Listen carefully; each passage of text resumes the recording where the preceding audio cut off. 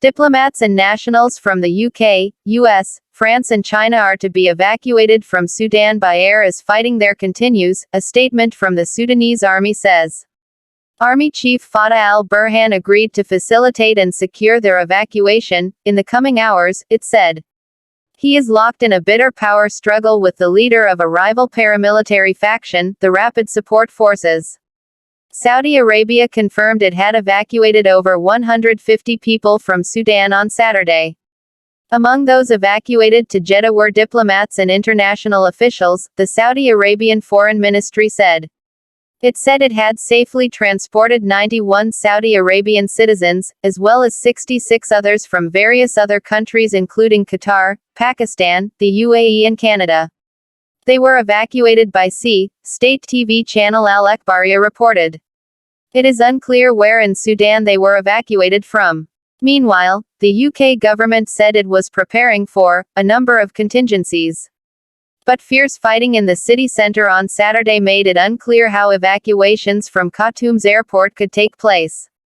People in Khartoum who have been speaking to the BBC described intense fighting in the city center on Saturday. A statement from the Sudanese army said British, US, French and Chinese nationals and diplomats would be evacuated by air on board military transport planes from the capital, Khartoum.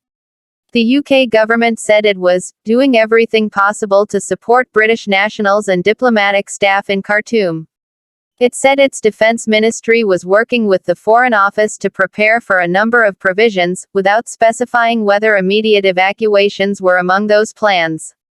UK Prime Minister Rishi Sunak chaired a COBRA meeting, an emergency response committee, on Saturday morning about the situation in Sudan.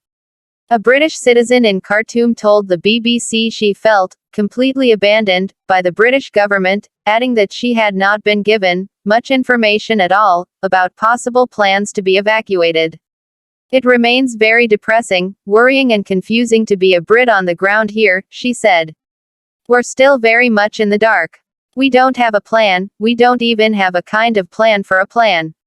We understand that this is a fast-evolving situation, but to be honest, we've just in many senses been completely abandoned here. Spain's defense minister said 6 planes were being sent to Djibouti as part of the country's efforts to evacuate Spanish nationals and others.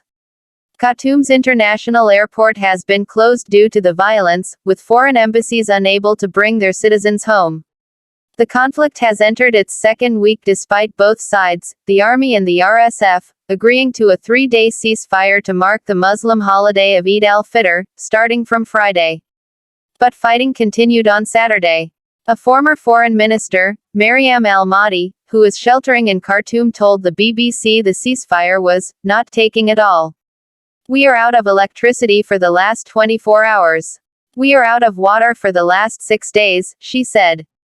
Medical teams are being targeted in the fighting, she said, adding, there are rotting bodies of our youth in the streets. Fierce street battles erupted in Khartoum on the 15th of April after disagreements emerged between the leaders of both sides, General Burhan and the RSF's Mohammed Hamdan, Dagalo, over how Sudan should be run. They both held top positions in Sudan's current military government, formed after the 2019 coup that ousted longtime leader Omar al-Bashir. They were supposed to merge their forces, but the RSF resisted this change, mobilizing its troops, which escalated into full-scale fighting last week. The World Health Organization says more than 400 people have been killed. The death toll is believed to be much higher as people struggle to reach hospitals.